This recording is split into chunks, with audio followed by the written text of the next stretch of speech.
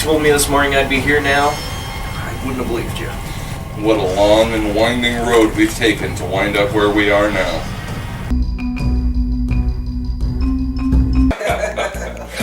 Well, it's a big day ahead, hey, old sport? Certainly is, chum. Hey, let's open that letter that El Santo gave us. And show off the sweet wrestling masks that I swear we totally have. Yes, let's! Oh, that hurt! I don't...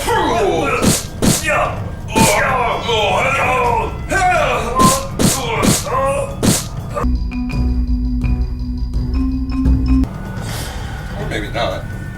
Looks as though you fucked up, eh, partner? What? Who said that? After all these years, you're still a jerk. Wait. I know that voice. It couldn't be. What's your fucking game, shithead? That's what we should be asking you, Highlander 2. You cold? No way, Highlander 2. We beat you last year when we did the review with Evil Josh. Yeah. You changed everything. How are you doing this? How are you even a physical entity? Let's say it's a kind of magic. Who cares? Are you mad because we trashed you? You're awful. You serve no purpose. We prefer to think that we protect the population of the planet from death. What could you possibly protect us from? Highlander, the final dimension. You think Highlander 3 is a worse movie than you? Come on! Like what, we're supposed to do a Highlander 3 review now? Why don't you just come out and ask us? I was under the impression that that's precisely what had happened. We might just as well get off to an early start. I don't know about this one, Trev. Last time we had help. I don't think we can face a Highlander sequel alone. Well, maybe we don't have to. If a kind of magic can make Highlander 2 into a sentient being. Maybe it can bring Josh back, too. Josh!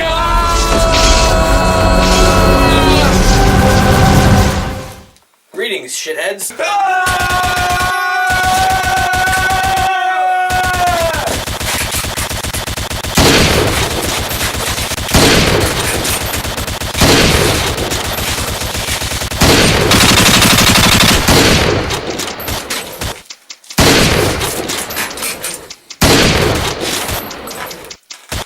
He has got to stop entering the room like that. Right? Who's that? It's Josh. He's here to rescue us. Yeah. I'm afraid I'd forgotten you were still alive. Well, he wasn't, but now he is. Or maybe not. A powerful enemy, I'm sure. Oh, I'm gonna be crapping bullets for a week. Why'd you guys shoot me again? We thought you were Evil Josh. Did you call back Evil Josh, or did you guys call back Josh? Josh. So you know what? Forget it. Well, how come Highlander 2 was able to subdue you? You're like a magic sword guy. No, I am a magic sword guy. And I probably could have managed to fight him off if you hadn't gone all ending of Inglourious Bastards on me. You look like a bad guy. I'm sorry. You know, guys, this is no way to treat your number one draft choice. Thanks for answering the call to rise from your grave. Yeah, we really appreciate it. Hey, I really appreciate you guys writing me back in the show. Could we get on the Highlander thing as soon as possible? Fine. Fine. We'll do it. Sure. Showtime.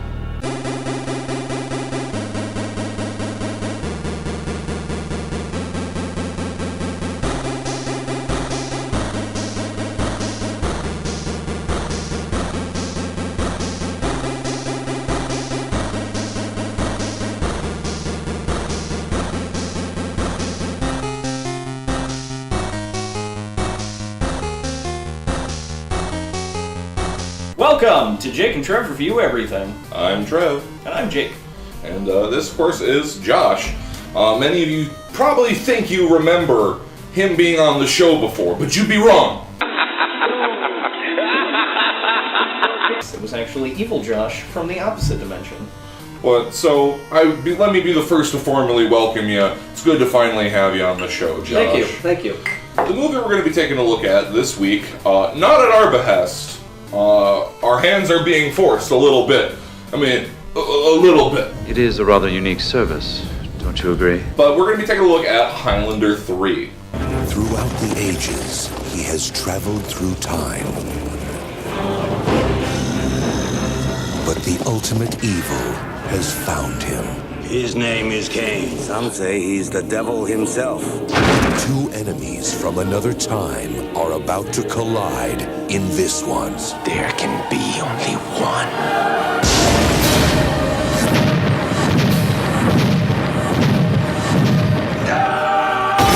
Highlander, the final dimension. Josh, as our Highlander expert, how does Highlander 3 fit into the hierarchy of everything? Highlander 1 and Highlander 3 sort of work together, and then the TV show is kind of like a separate timeline sort of thing, sort of like The Legend of Zelda, where they have all these different timelines to sort of make sense of everything that really doesn't make sense, and sort of tie it all together. So, like in Zelda, there are a bunch of different Links, but they all wear kind of the same outfit and stuff. And in Highlander, there's a bunch of different Connors and stuff, but they're all played by Christopher Lambert. Yeah. The real beginning of the movie shows us right away the new bad guy of the series, our new Kurgan for this picture, Cain, played by Mario.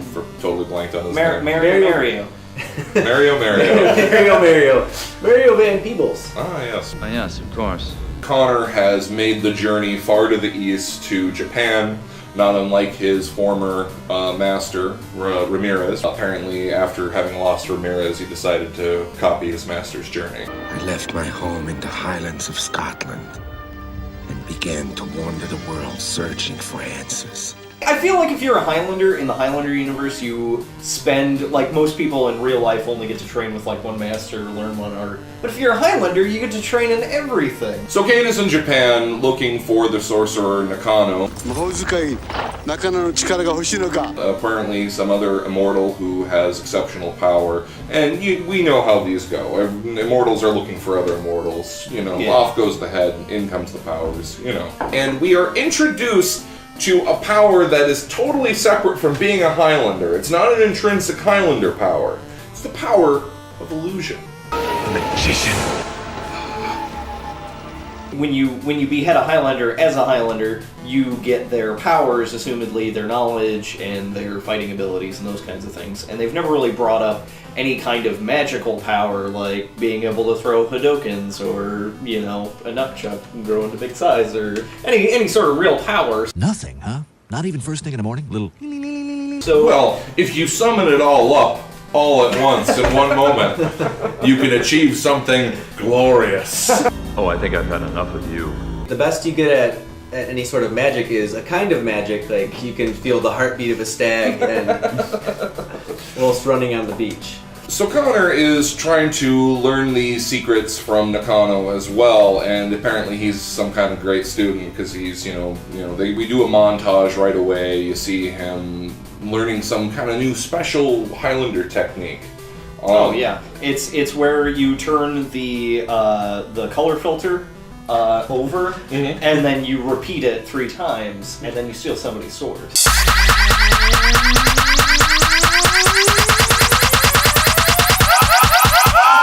Cain does have to show up, and as he shows up, snarling like a dog. I guess that's just what villainy was in the 1990s. He's like, I'm here to find the Highlander and here to find Nakano as well. Remember, they're both mine. And we see Nakano kind of show off his illusion powers, and he splits into like 3 different guys, and they're sword fighting with Cain. And Cain gets the upper hand, chops his head off. Look at me. Oh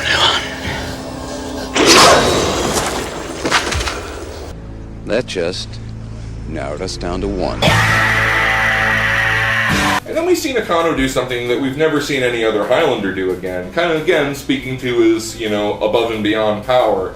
He speaks to Cain as a decapitated head. Yes! Only one! But it will not be you! And it's a good joke. It's a killer.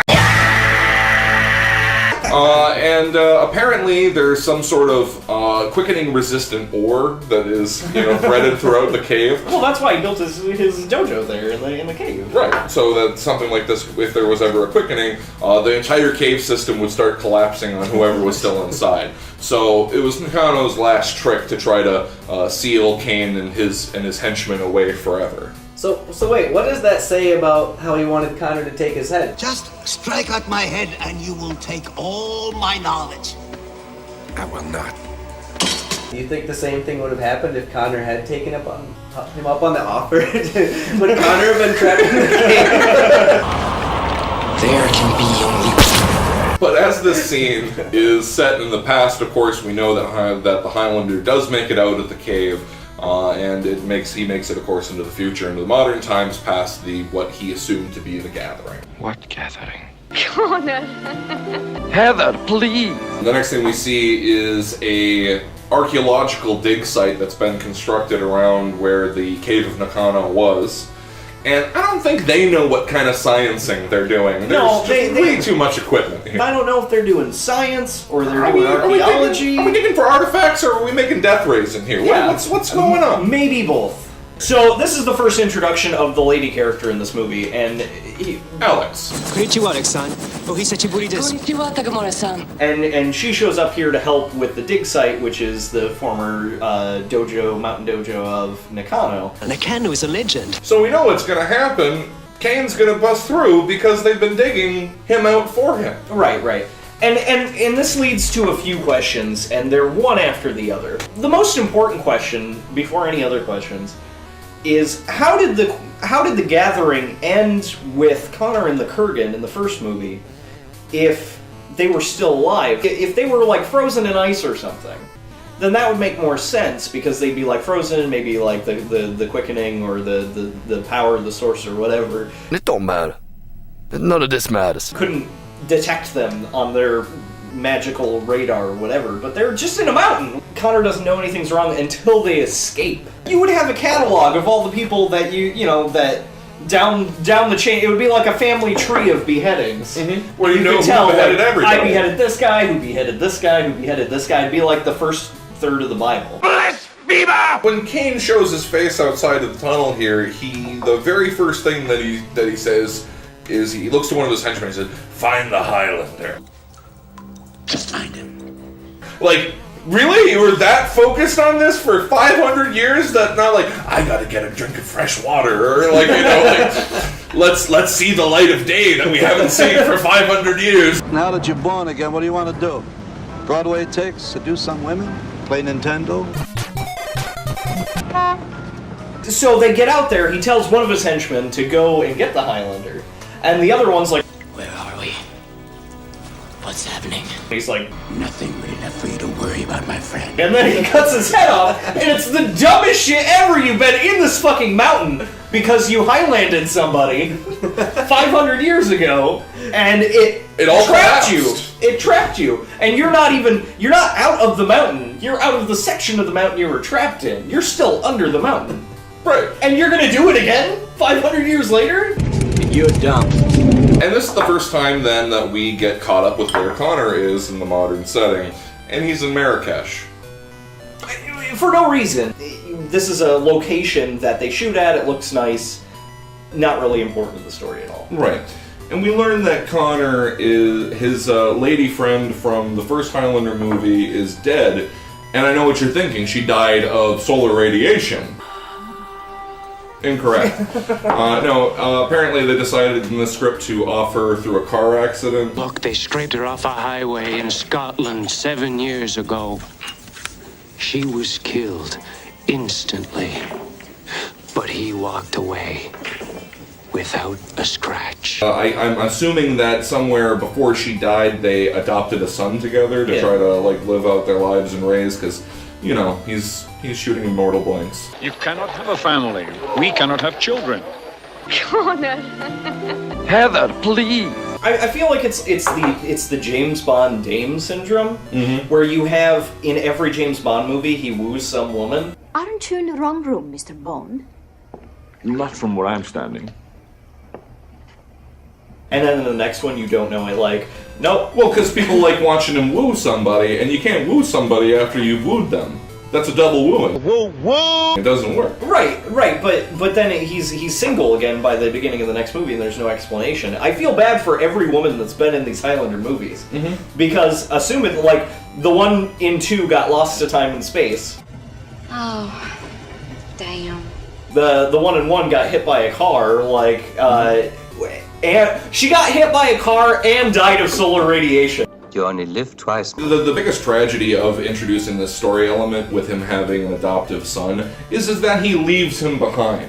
But I don't have a choice. He's got a son now, right? Okay, Yeah, great. that's fine. Bye, son. I'm going off to go fight in mortal war. You're in charge now. His son is a living MacGuffin. Connor packs his bags, gets heading back to New York, and there's this kind of cool kind of feeling of the air as he's returning to the setting for all the events in the previous film, revisit some locations like his old antique shop and stuff like that. But again, it's relying heavily on the events of the first one. You're drawing off of the nostalgia of his antique shop, of his old car, his old stomping grounds. They did everything but fight on top of the Silver Cup building again at the end of this movie. So the first thing that happens when Connor shows up in New York is he gets jumped. Like, that's the very first thing. He's in an alley for some reason. Well, it is New York. Yeah. He gets jumped, he gets shot, he gets taken to the hospital. They're like, oh, he got shot. We gotta, fix him up. Wait, this is just a flesh wound. What the fuck are you talking about? These aren't bullet wounds. Impossible. Stop wasting my time. Malone! Raise it! Restrain him! Grab that! Give me a sedative! They hit him with the shot and he passes out, and they're like, oh, put him in the crazy ward. Like, is that how this hospital operates? Yeah, he effectively gets kidnapped by this hospital. This guy's a lunatic. A lunatic. So he escapes, but at the same time, the henchman that was sent to find him in the first place shows up. And he just gets through hospital security. Like, for as crazy as that place is, they have the loony bin ward locked down, minimal security. This hospital's probably one of the worst hospitals we've seen. You used this to treat him? Where the hell did you train? I didn't want to use that thing. Larry was my friend. If that's how you treat your friends, imagine how you treat your enemies. They end up showing down in a laundry room at some point. Highlander! Where's Kane? Don't worry about Kane. Worry about me. This is the best laundry room showdown since Tango and Cash, for me, by the way. On the streets, this pig and his cop friends broke my ribs, my leg, and my jaw. Why did you do that? Why? Yeah, why? I was having a bad day. Like now? Like now! Connor won, obviously. Right. And he wins by showing off that fancy sword switcheroo move that you were talking about earlier. That fancy edit. That would have been really helpful at any point in the previous movie, but he never ever thought to use it. Yeah, totally. Against the Kurgan. This cannot be. It's the devil's work. See, that's a problem. You can't give your characters powers after the fact that they learned before the events of the previous movie, because it's like, why wouldn't they have ever done that? That's super useful. I hate you. Connor offs the henchman right away, and he becomes even more revitalized with new Highlander energy, and he's good to go. Yeah, and that's where the detective guy comes in, because he's like, oh, I know this is Nash. So what do you got, Wojciech? We got a body here, and we got a head over there. Now I suspect foul play. They added that sort of plot thread into there to sort of make Connor sort of worried about getting caught. Russell Nash. You see, he's a genius. Yes, so you know the victim. I know the killer. He wasn't involved in the case personally, but he's really acting like it. He's really butthurt about it. Mr. Nash, Lieutenant John Stan, NYPD. What do you want? 8 years ago, you got away with it, but I'm not Detective Bedso. I'm gonna nail you, Nash. That's a promise. I have to assume there was some scene cut or something where his old partner was like on his deathbed and was like, the one case I wish I ever solved was the one with Nash and all the head cutting. The things I've seen. Phil, where is that book on the grisly photos? Believe me, you don't want to see this. And he's like, that guy, but we couldn't prove it. You gotta put him in the ground. yeah, and then he dies, and it's like, oh, that's my job now, is to find this guy, and he pops up, and then the detective's like, I've never met you before, but I have a real murder boner out for you. Well, He's old school. Like me. Hey! So after all of this, we meet up with Kane. Of course, he's just walking around. He decides to go to a bar to have a drink, which I guess it's fair enough. You can go have a drink. He's watching TV, and lo and behold, we see Alex on the television set at the dig site being interviewed by a reporter. They find the corpse of Kane's first buddy that he offs right away, and they're looking at it and like, oh, look at all of these fancy things that he has. Well, Miss Johnson, so no idea what it means? So of course Kane has to pretend to be the Kurgan. He's like, I know what it means. I know his name. He ends up tracking down Alex, who has now come to the United States in search of a lead on what she found in the cave. Right, she found a piece of tartan that was Connor's, but there's no way that it could be anybody else's because... Apparently, this alteration in the color denotes a branch of the clan that broke away in, I think, 1536. She searches on her Encarta program to find out about what this piece of tartan is. The new Encarta research organizer, included on its own third CD. Kane tracks Alex down somehow after seeing the news report and learning that she came to the city. And he first appears like there's like a bird. There's this bird sitting on top of this perch, and it's got like this magical shimmer outline, so we're supposed to remember that that's actually Kane. But again, let's ask the question, is this sorcery or illusion? Because if it's illusion, that means that Mario P. Van Peebles is like crouched on top of this perch, all uncomfortably, like...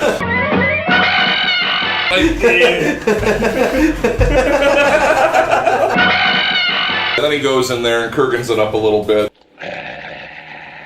And kind of like sticks his tongue in her ear and makes He does a lot of tongue. There's like at least 3 parts in the movie where he's like, Well, you know who did a lot of tongue things, don't you?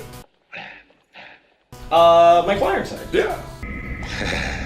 So after we get this scene, Alex goes and tries to track down Connor, and she eventually meets up and sees him training at the Japanese Spiritual Center, where Connor is showing that, hey, I've got a buddy, I'm training in kendo with him, and I also know a judo throw, and they like shake hands. They're like, it's good to have you back, Nash. Good to see you, Charlie.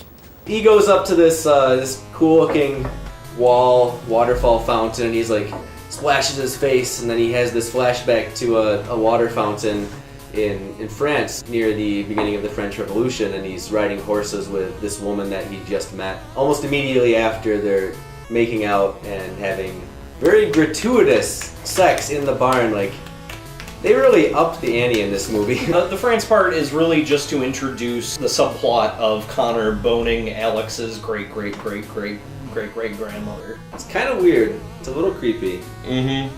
And I don't know how I would feel about that from Connor's point of view. It seems I'm in need of taming. There's a point where he fakes his death.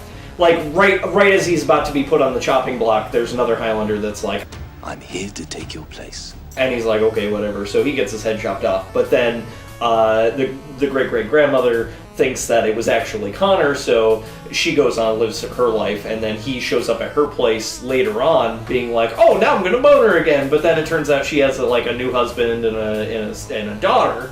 And it's like, okay, well, there's her daughter right there, super young. And that's like probably, Alex in the movie is probably like that little girl's like great-great-great-great-granddaughter. You disgust me. Like, do you have to get over that if you're an immortal? Where you're like, well, I'm like 400 years old. But this if there's lady's grass like on the 30. field, it's fair to play. As they get older, I stay the same age. It's right after the scene at the Spiritual Center where he has his flashback. Alex shows up, and then shortly after, Kane shows up, and then that's where they have their battle. And McCloud's like, This is a Buddhist shrine, Kane, and we can't fight on holy ground. Oh, well. I guess I'll be the judge of that. I mean, I really hate to use Highlander 2 as anecdotal evidence for this, but... Remember the golden rule, Highlander. We must never fight on holy ground. Apparently you can just ignore that rule. They have a fight. Kane gets the upper hand. Looks like he's about to kill Connor. There can be only... And his sword like explodes into glitter. Oh shit, what? And this is a sweet ass sword too, which is, you know. It's Ramirez's sword. Masamune, a genius made this for me. Yeah. Totally badass. He's always been a real badass. And it explodes into glitter, and then all the windows and wall coverings get blown away, and then we see the Buddha shrine hanging out behind the martial arts center, and it's like, oh yeah, it really is holy ground. Why didn't he believe him? So he flies away, which As again, a bird again. If we're assuming he's just a master of illusion, he just went off like this. And now swordless Connor is he seems broken. It's a symbolic phallic thing. It's a penis thing. His sword is his penis. He's been de-donged. You and your little immortal pecker that really didn't do the pecking. So he flies back to the Highlands of Scotland, where it all started. I came back here because this is where it all started. He goes there to try to fix his sword, but try as he might, he can't get that magic back. And then Alex shows up with the steel. It's like he can't get it up? Yeah, he can't get his sword up. Connor. Heather, please. So Alex shows up with the metal that he needs to make his sword solid again. Mm-hmm. And then they bone. And then he calls on his son. Hey, his son. We forgot about his son. The movie did. We did. I'm afraid I'd forgotten you were still alive. And he calls on his son, and the guy who's taking care of his son's like, John's on the flight from Marrakesh. And this is because Kane had, using his incredible illusion powers, took on Connor's voice and arranged all this. And Connor, knowing what's at stake, he rushes back to the United States, and he's trying to stop his son from falling into Kane's hands. But the cop with the murder boner catches up with him first and takes him down to the precinct. And holds him on nothing. There's nothing that the cop finds from when he threatens him on his doorstep the first time. I'm gonna nail you, Nash. That's a promise. To when they pick him up at the airport. So, Nash, talk to me. We've got plenty of time. He's a terrible cop. Without a confession, we got nothing on this guy. Oh, he's an old school New York cop, and he's like, we don't got nothing. I got a gut feeling about this. Just lean on him until he gives it up. You're a liar, Nash. You're a fucking liar. And while Connor is being arrested, this gives Kane every opportunity he needs to collect Connor's son John and take him on a scary car chase scene thing.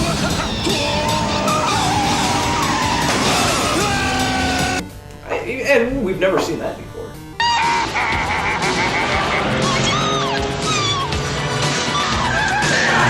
And the police, of course, don't get a confession out of Connor for doing anything. Because why would they? So if we can't charge him, he's gonna have to release him.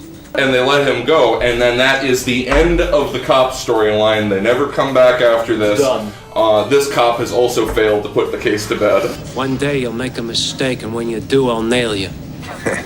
I've heard that before. I'm gonna nail you, Nash. That's a promise. Possibly they could be out investigating the car that was careening down the highway. Kane lures him into some sort of steel plant or industrial complex somewhere to do the final showdown. Because it's the early 90s, and if you're going to show down somewhere, it's got to be in an industrial place. Mm-hmm. I was surprised that Kane didn't get frozen and smashed into little bits. Freeze. In Highlander, you had the kick-ass Queen soundtrack throughout. There's no Queen music in this movie. And now that we're at the big final showdown, we need a real showstopper. What are we gonna do? What are we gonna set can't use Queen music. What are we gonna set it to?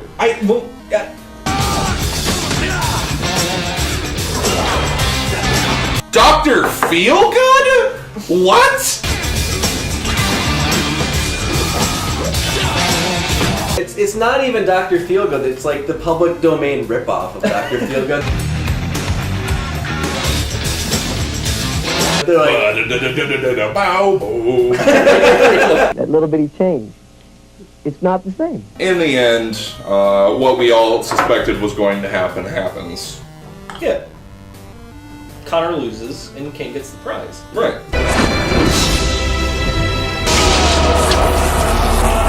So as Connor is about to cut the guy's head off, yes, of course Connor won. What are you, stupid? Right before he cuts his head off, Kane says, I'll see you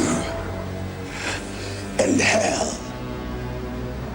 I'll be the judge of that. ridiculous. I'll be the judge of that, whether I see you in hell or not. No, there's no judging here. I mean, I know it was like a callback line, sort of. Oh, well. I guess I'll be the judge of that. But I mean, in the context, it just didn't make sense and did not equal a savage burn. That's a bummer. So that's about it for our review of Highlander 3. That we didn't really want to do, but we did anyways, because we're kind of, if you're watching this, maybe help us, because, we were kidnapped. But, evil movie. Yeah. Have you heard about this videotape that kills you when you watch it? So, for Jake and Trev Review Everything, I'm Jake. I'm Trev. I'm Josh. And it's been a pleasure. Thanks for watching. What now, gentlemen? Alright, Highlander 2. I'd have to say Highlander 3 is pretty bad. Yeah. Probably one of the worst movies I've seen in a long time. Definitely the worst Highlander movie in the series. You really think so? Hell no! Really? Really? Will you be quiet? Highlander 3 may be a pale copy of Highlander, but at least it isn't you. I mean, it ripped off one, but at least it didn't take a big steamy dump all over it. You don't even have any idea what makes a Highlander movie good. You shouldn't exist. The punishment for rebellion is death. You gotta fight this guy, Josh! But wait, I thought Highlanders can't fight on holy ground. And this is holy ground. I'll be the judge of that. Jake and Trev, use your powers. Secret unexplainable power double attack!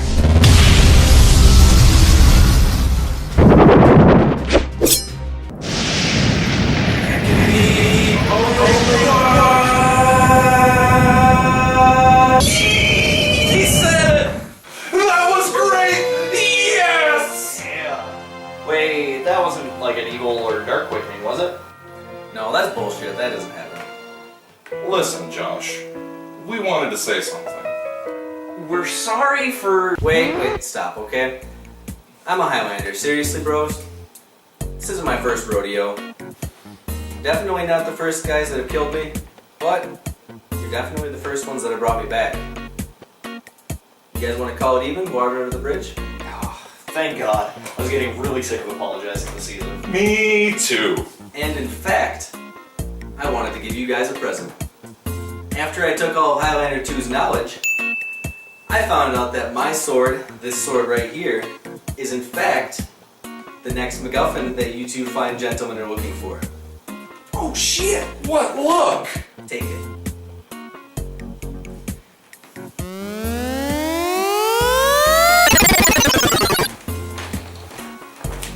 Oh, you'll need it in episodes to come. That was ominous.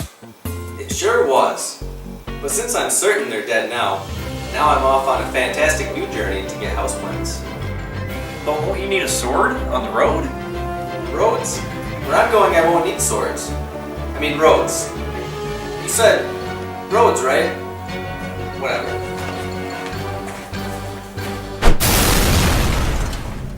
What an asshole.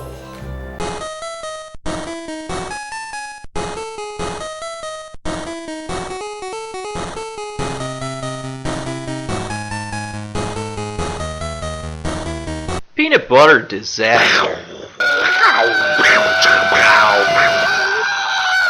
For the love of evil God to get waylaid every week! It's ridiculous. Like, how hard is it to find 6 magic objects that are practically jumping into your fucking hands? Oh, it's not so much getting them, it's what comes after. Do you think good Jake and Trev's plan's gonna work?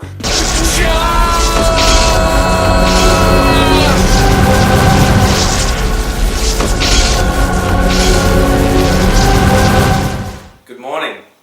How are you? Boulders, he's back! Quick, to the basement!